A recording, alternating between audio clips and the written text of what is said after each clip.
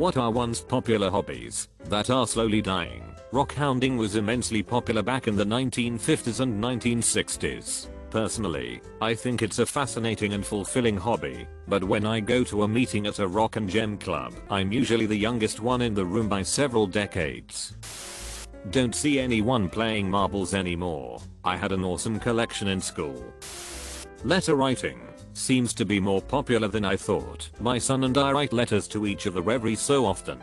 We see each other quite a bit, but he says getting a letter is like Christmas on off days. He's enamored with it. The excitement of getting something in the mail specifically for him that means something, and isn't just some scholastic monthly review. Letter writing is a lost art, but is such an underappreciated form of communication. To me, it's the next best thing to being in person. The writer took the time to put pieces of themselves in writing. They make good keepsakes as well. Backyard astronomy. There's less and less places where the sky is not polluted with artificial light. You can still see the moon and brightest planets with your telescope, but not galaxies, star clusters and nebulae. Building miniature models of ships inside bottles. Paintball has been dying a slow death since 2006. Sad, really. I think roller skating made a bit of a comeback in the late 90s early 2000s. Then mostly died out. Might be seeing a slight resurgence now too. Racquetball used to be that every moderately sized or larger gym had at least one or racquetball courts. Now they are almost all gone. Pickleball is the future, the geriatric, laughably immobile future. I would say any kind of collecting of physical objects. People just have less space in general and are moving more, so it's too impractical. Stained glass. I learned how to make it from my old man, and my junior high art class teacher also taught it. Very few artisans are still around. Scrapbooking.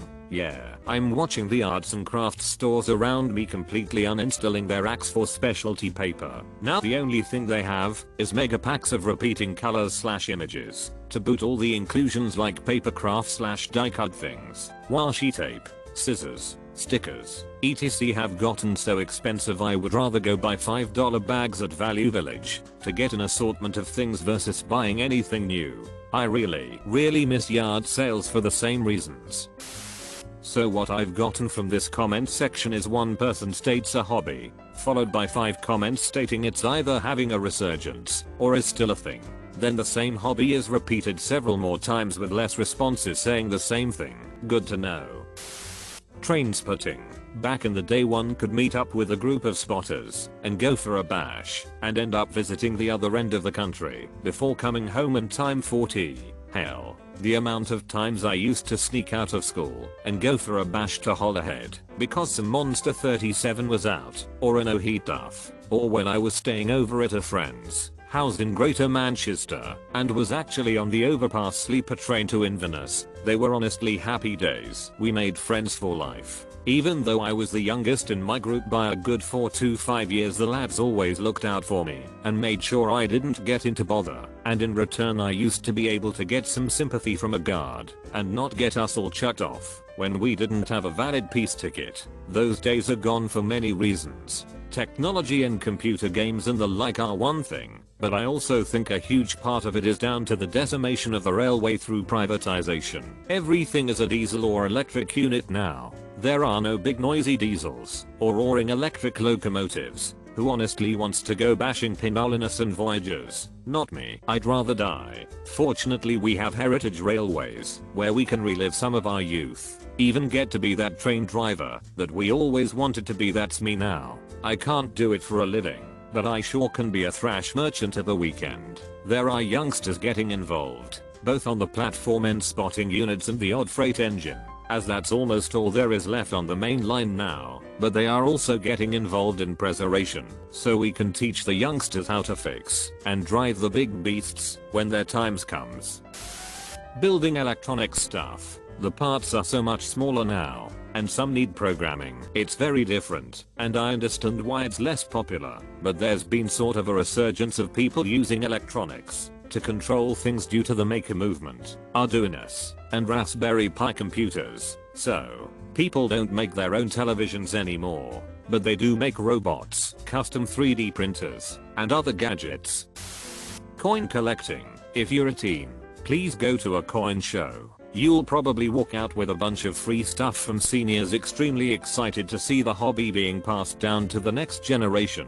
There are often kids areas with activities, free resources, etc. Stop by the pan show if you're ever near Pittsburgh, PA. As a teen, I got a sweet AU red brown 1905 Indian head sent at the kids auction with pan dollars that you get for showing up, bringing a friend, or wearing the t-shirt.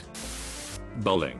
The bowling alley used to be the hub of family entertainment. One could almost consider it the town square. There were bowling leagues throughout the week for all sorts of age demographics. Friday night bowling for teens, and families would spend all day there on weekends. You would meet your friends there, eat and drink, and have talks and gatherings. I feel like the bowling alley has died out. Be nice to have something like that for the family again.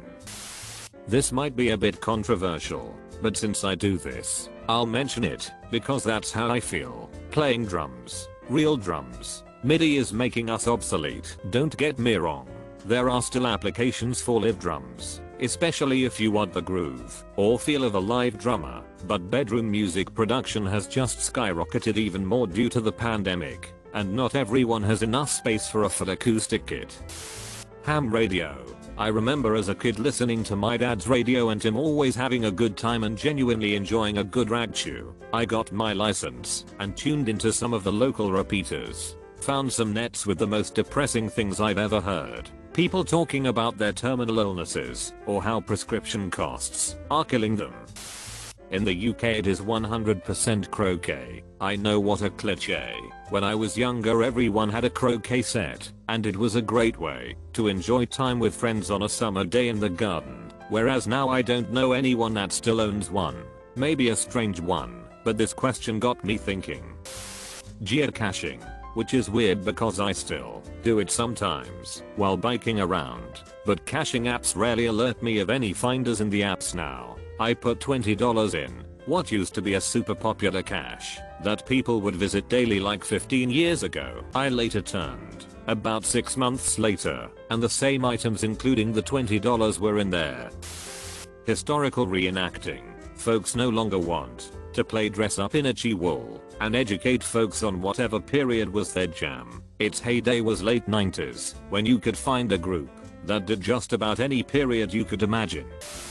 General aviation or being a private pilot. A series of lawsuits against plane manufacturers combined with insane certification requirements for airplanes and parts have made it so that buying new planes or replacement parts is ludicrously expensive for pretty much anyone earning less than $500,000 per year.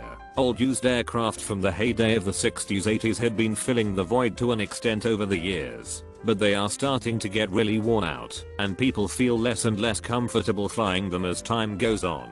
And unfortunately there's just no replacements as they age out. As an example, a brand new Cessna 172 in 1969 cost $12,500, about $90,000 in today's money. Today, a 2021 model would cost around $400,000. Sewing. It's not being passed down to the younger generations. Most they learn in school is how to patch a hole. I'm lucky that my grandma taught me how to, and I can make all the quilts I want. I'm the only teenager in the fabric store cheesing out over cute patterns and asking for stretchy nylon thread. My mom wants me to teach my sisters so it doesn't die out.